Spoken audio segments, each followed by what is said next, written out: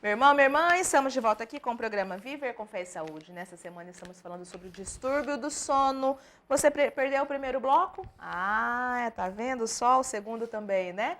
Depois a gente vai falar aqui para vocês sobre as nossas reprises e depois o programa vai estar disponibilizado no YouTube também. Mas já que você está aí, já vai acompanhando a gente também, né? Nós estamos falando sobre o distúrbio do sono. Nosso convidado é o médico neurologista da Clínica Neurosono, Dr. Marcílio Delmondes. E antes de nós irmos para o intervalo, nós estávamos falando sobre os distúrbios, quais eram os distúrbios, né, doutor Marcílio? Sim. A questão da insônia, inclusive, também nós falávamos. Mas esses distúrbios, eles podem levar a alguma doença mais séria, doutor Marcílio? Sim, dá o exemplo da apneia do sono, né? Que é aquele quadro da pessoa que ronca e faz várias paradas respiratórias durante o sono. Quando ele faz o quadro de apneia noturna, é comum ele ter uma descarga adrenérgica, aumenta a adrenalina no sangue, isso aumenta a frequência cardíaca, aumenta a pressão arterial. Então pode dar o quê? Aumenta a pressão arterial, pode dar arritmia e com o tempo também começa a dar o quê? Aumento da liberação de insulina, que lá na frente começa a faltar, vai dando o tal do pré-diabetes. Olha Então isso. ele começa tendo primeiro hipertensão durante o sono. Aham. Aí como não é descoberto, ele vai consultar como é durante o dia, a pressão está normal. Quer dizer, você não mede a pressão da pessoa dormindo. Aí daqui um dia está com a pressão alta. Começa a tomar remédio de maneira indefinida e às vezes foi avaliado uma série de fatores e não descobriram a causa. Começa a ter arritmia durante o sono, não é tratado, daqui um dia está cronicamente com arritmia. Começa com pré-diabetes, daqui um dia está com a glicose elevada, vai dosar em jejum, está lá 120, 130, quer dizer, um nível bem acima, abaixo de 100 os valores normais, né? E aí vai cronificando. E quando você diagnostica que é a apneia, por exemplo, você tratou a apneia, você consegue evitar isso. Inclusive o paciente já é hipertenso, já tem diabetes, tem arritmia. Quando você trata, você consegue melhorar o quadro e tirar medicamento. Né? Então, quer dizer, tem tratamento.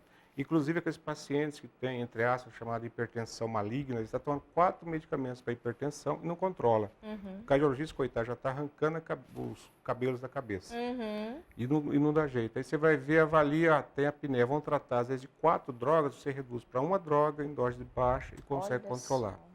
E a gente também alerta que a apneia do sono é uma causa de morte súbita durante o sono.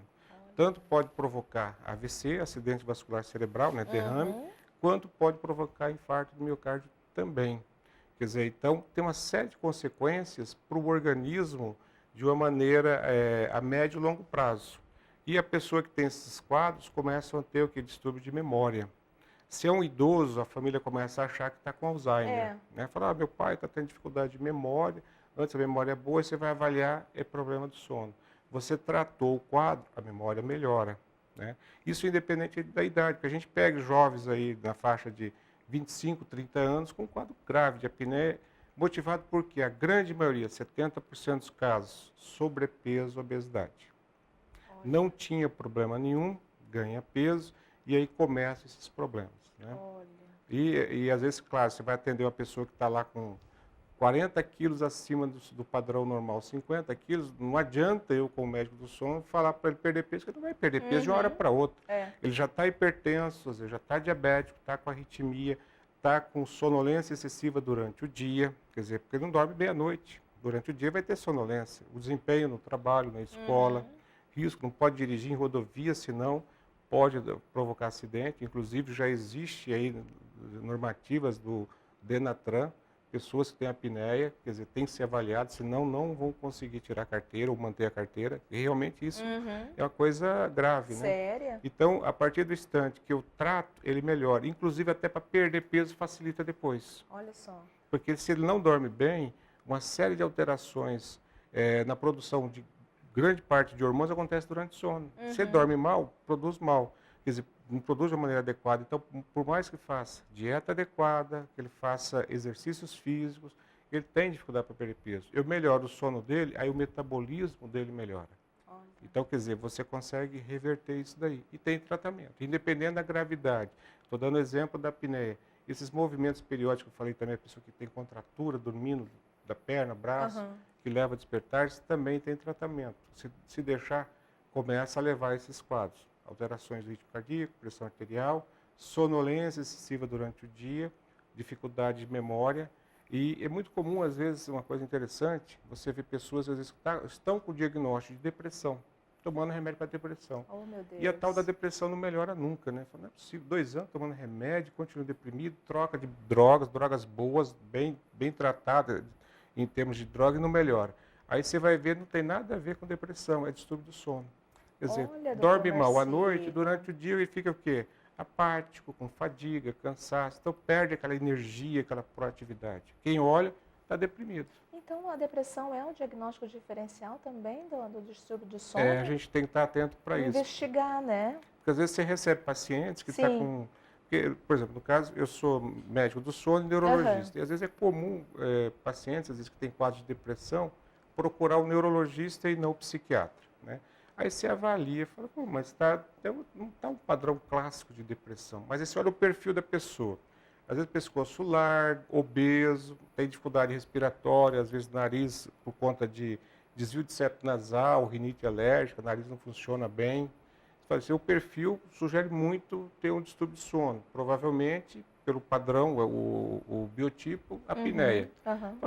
Vamos fazer uma avaliação objetiva no caso. Aí você faz o estudo de sono noturno, tem exame, que é a polissonografia, a gente monitora o paciente dormindo à noite, tem a apneia. Então, vamos fazer o seguinte, antes de tratar a tal da depressão, vamos resolver o problema do sono.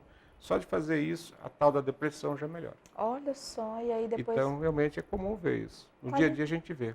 Qualidade de vida para esse paciente, né? Hoje em dia, na área das neurociências e da medicina do sono, uma coisa que a gente até de uma maneira brincando com os pacientes, a gente fala, quem dorme mais, vive mais. Quem dorme mais, morre menos. Quem dorme mais, envelhece menos. E quem dorme mais é mais inteligente. Olha só. Até essa última... Então, bora dormir, né? Dormir bem. Dormir bem. Quer dizer, dormir, é aquilo que a gente falou no início. O longo dormidor, ele está melhor do que o curto dormidor.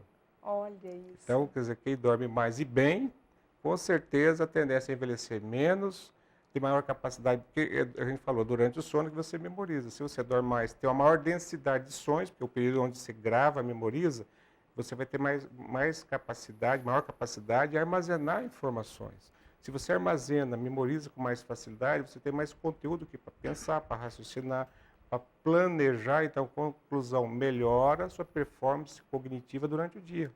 Então, realmente, tudo isso que a gente citou aqui não é brincadeira. Isso é baseado em estudos, né? Não estou tirando da minha cabeça, não. Tudo isso daí tem fundamentação científica. Mas são relevantes você trazer isso para a gente, até porque tem aquelas pessoas, e que não são raras de nós encontrarmos, que elas acham assim, que é o máximo que elas conseguem dormir 2, 3 horas por noite, porque elas têm uma atividade, né?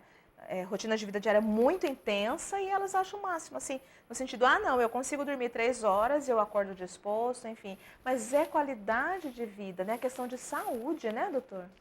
Esse que está dormindo esse tanto só aí, ou está com algum problema de saúde grave, às vezes o hipertiroidismo, está numa fase maníaca, distúrbio bipolar, um surto psicótico, uma coisa do tipo. Porque isso daí é um baita de um estresse, é uma grande agressão contra o próprio organismo. É aquilo que a gente falou. Às vezes você fala, não, eu produzo, mas você é um grande produtor para os outros, para as coisas. Mas e você, como é que ficou em todo esse contexto?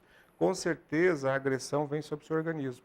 Então, daqui a pouco está com uma pressão elevada, está com batedeira, taquicardia, gastrite, síndrome do colo irritável, uma série de problemas. E que não demora, né, doutor Marcílio? E jovem, o pior é isso, né? Pessoas jovens. Porque tem uma coisa até, eu vou sair um pouquinho do sono, só para dar um exemplo. Tá. Eu atendo muito pacientes que têm doença de Alzheimer. O Alzheimer chega a um ponto que ele perde totalmente a capacidade de discernimento, reconhecimento. Então, ele não consegue reconhecer os filhos, a família, ele não sabe quem ele é. Então, não existe nenhum tipo de estímulo que o estresse. Se morrer alguém da família, ele nem sabe o que é morte. Se o país está com algum problema econômico, ele não sabe. Então, ele não tem nenhum tipo de estresse. É uma coisa interessante. Antes, às vezes, ele era hipertenso, ele tinha diabetes, tinha arritmia, tinha um monte de doenças físicas. O fato dele ficar totalmente alheio ao mundo por conta da demência, esses quadros melhoram. Até a família preservado, né? Muda. Quer dizer, aí a gente vê o quanto o nosso cérebro ele tem um efeito sobre o nosso organismo de uma maneira inconsciente, que a gente não percebe. Então, aí a família fica impressionada. Doutor, mas como pode? Meu pai tinha pressão alta, diabetes, agora melhorou tudo. A cabeça dele danou e o corpo melhorou. E a minha mãe, coitada, que tem a cabeça Simples boa, relatos está são aí, esses, né? né? Com arritmia, colesterol elevado, tomando nenhuma droga. Então, o que demonstra que o cérebro, ele age sobre o organismo nosso, mesmo se a gente perceber. E se eu começo a fazer coisas erradas, um exemplo é esse, reduzir tempo de sono, ou tomar medicamento estimulante para ficar mais tempo acordado, eu estou agredindo o meu organismo. Eu posso até, entre aspas, assim, a grosso modo, ter uma aparência de uma pessoa altamente eficaz, capaz, Saudável. né? Na verdade, mas tem que pensar. Você tem que pensar também que o seu organismo está sofrendo com isso. Até porque vai de uma forma ou de outra silenciosamente, mas não tão morosa, vai até muito rápida, né? E quando se der conta, tá cheio de outras problemáticas, né? Em relação às crianças, doutor Marcílio, porque tem essa questão, né? Você colocou, por exemplo, da apneia, né? Jovens adultos também são acometidos, né? E os distúrbios do sono em relação às crianças? Existem desordens do sono que não, são desordens, não são doenças. Um Tá. exemplo clássico são as chamadas parassonias. Por exemplo, o sonambulismo, o soniloquio, falar dormindo, o sonambulismo, o terror noturno, são quadros muito comuns em crianças porque o cérebro está imaturo. Então, eles estão mais sujeitos a ter isso. E se tem histórico familiar, grande parte deles tem um componente o quê? Genético. Então, eles podem ter. Só que esses quadros, eles não trazem nenhum tipo de transtorno, doença para as crianças. Apesar da preocupação, por exemplo, o sonâmbulo, né, de sair, de sair do quarto, de se machucar, cair em buracos, sair pela janela de um prédio, assim por dentro. Claro, tem esses riscos, mas não altera a qualidade de sono deles. E com o Olha. tempo, quando completa o amadurecimento cerebral na faixa dos 15 anos, 16 anos, a tendência é naturalmente melhorar. É Tanto que a gente comum acontecer, então? é comum. Da faixa dos 3 aos 15 anos, é comum acontecer. Depois dessa faixa etária, naturalmente melhora. Na idade depois dos 20, desaparece, sem tratamento. A gente só orienta os pais, né, para ter os cuidados, evitar fatores que precipitem mais eventos à noite, porque, por exemplo, quanto mais estressante o dia, mais a chance de ter o evento noturno. Olha. O uso também de estimulantes, principalmente à tarde e à noite, vai aumentar. O uso dos videogames agora, desses jogos aí, que é sangue espirrando para um lado, é metralhadora, isso daí aumenta também. É isso que eu ia te perguntar em relação à questão do terror noturno. Também tem alguns fatores que podem fazer com que a criança tenha essa problemática durante o sono dela. Isso. Então, por isso que a gente fala, a higiene do sono. Até a gente fala assim, ó, antes de pensar em dar remédio, a gente fala, vamos fazer o seguinte, vamos ver como é que o que ele faz durante o dia, qual que é o hábito, a rotina dele. Às vezes faz atividade física no início da noite, fala, vamos mudar o horário, puxar para mais cedo, evitar o uso de estimulante. O nosso meio mais é cafeína. Ó, comer chocolate à noite, tomar refrigerante à base de cola, que tem cafeína, isso piora. Videogame, esses jogos extremamente agressivos, à tarde e à noite, não. Filmes de ação, de suspense, terror, tudo isso vai aumentar a incidência. Então, só às vezes fazer a higiene do sono melhora a barbaridade desses quadros. E os pais devem saber que quando ele está gritando, com aquele olhar colérico, chutando, ele, na verdade, ele não percebe. A criança não percebe. Então, a gente orienta a não acordar, É isso que eu ia te acalmar, perguntar, se levar para acorda a ou não. cama. Não. Pode conversar com ele, mas sem chacoalhar, Sem sem chacoalhar, acordar. sem tirar ele do sono, porque na verdade está dormindo. Tanto que no dia seguinte ele não lembra o que aconteceu. Da mesma forma o sonâmbulo, porque por exemplo, o sonambulismo, ele tem um comportamento mental de sono e um comportamento motor de vigília, quer dizer, é uma dissociação. O cérebro dele está no estágio N3, que é um estágio profundo, e ele tem um comportamento motor de vigília. Mas ele está dormindo, então a gente orienta, traz, coloca para dormir, a carinha, dormiu. No outro dia, se você perguntar, ele não lembra que teve esse evento. A não ser que se você acordar. Se você acordar, ele vai ficar irritado, porque estava dormindo tão gostoso, de repente alguém foi lá e Porque para ele tá bom, né? Para ele tá bom. Entendi. O terror noturno seria, digamos, uma extensão do próprio sonambulismo. Entendi. Também é no estágio N3. Né? Então, a gente orienta, acalma, coloca a criança deitadinha, deixa tranquilo, dormiu. Geralmente não dura, dificilmente passa 10 minutos, no máximo meia hora. São eventos curtos. É claro que quando está gritando, todo mundo fica desesperado na casa. Aí a gente orienta, acalmá-lo, colocar para deitar, e do outro dia ele está bem. calma, é acolhimento, é amor, né, doutor Marcílio? E não É. brigar e bater com a criança, porque a criança já vai acordar assustada também, Então, né? e um quadro que ele falou, é devido ao processo de amadurecimento. É, E geralmente o pai ou a mãe tinha quando criança. Às vezes se não é o pai e a mãe, é um tio, uma tia, porque a grande maioria tem um componente genético. E a grande maioria também tem uma evolução benigna, quer dizer, com ou sem tratamento, completou o amadurecimento cerebral, foi naquela faixa, 14, 15 anos, a tendência é melhorar. olha. Quer dizer, desaparece. E aí essa tal da higiene do sono que a gente citou é extremamente importante. Tem um outro evento que eu vou comentar, porque às vezes dá dó e às vezes as pessoas não sabem, que é a enurese noturna, fazer xixi dormindo. Às vezes, eu, por acaso, já tive casos de moças de 18 anos, Olha. moças bonitas, né? Quer dizer, adultas, né, praticamente, Uhum. que tinham quadro, quer dizer, você vê o constrangimento que a pessoa, até essa idade, ainda fazia xixi dormindo. E era um quadro que é um distúrbio do sono, a grande maioria são distúrbios do sono.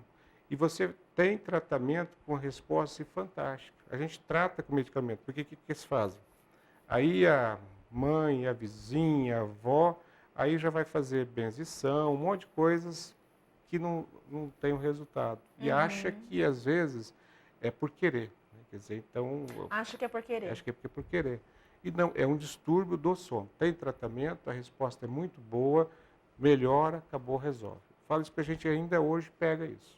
E também vai acontecer que dentro de casa é respeitar o outro, não é porque é criança, não é porque é adolescente, então é de qualquer jeito, né? Não, respeitar, sem as gracinhas quando amanhece, quando é um outro dia, né? Sem as brincadeirinhas, né, E a doutor gente Marcílio? cita porque, por exemplo, que é mais comum em criança e adolescente, e é um período importante da vida deles. É o período que está formando a personalidade. Então, todo mundo tem que ter duas coisas na vida, autoconfiança e autoestima. E se você minar isso daí, isso é uma agressão assim, irreparável, né? Então, a criança tem que ter autoconfiança e autoestima. Isso vai levar para a vida inteira. E começa aí. Então, a partir do instante que você dá o acolhimento, você procura avaliar, tratar, é o que tem que ser feito. Ele vai superar, vai ficar bem, pronto, acabou. Ai, gente, queríamos mais e mais vezes o doutor Marcílio aqui conosco e com certeza estará novamente, né, durante esse ano que, vamos dizer assim, ainda está começando, né, 2019. Gostaram da conversa com ele? Maravilhosa sempre, né? Tem aqui agora uma lembrancinha para ti, doutor. Muito obrigada mais uma vez pelo seu sim. Obrigado, eu Deus que abençoe agradeço. cada vez mais a sua vida, o seu fazer. E assim, doutor Marcílio, né, gente?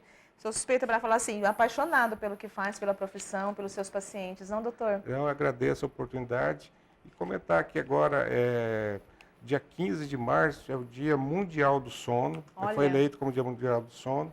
E no Brasil a gente comemora a Semana do Sono, que vai do dia 11 ao dia 17 de março. Então, na mídia, televisão, todos os fatores de comunicação, a gente está procurando divulgar, né, a importância de saber, quer dizer, informar a população a respeito do sono. Então, foi eleito esse período aí como um período para a gente poder dedicar mais. Então, tenho só a agradecer a vocês a oportunidade. Imagina, que bacana, e para que todos realmente tenham qualidade, né? Que dormir também, como o doutor Marcílio colocou, é qualidade de vida, também é viver, né, doutor Marcílio? É vida, né? Até o lema é quem dorme bem, envelhece bem.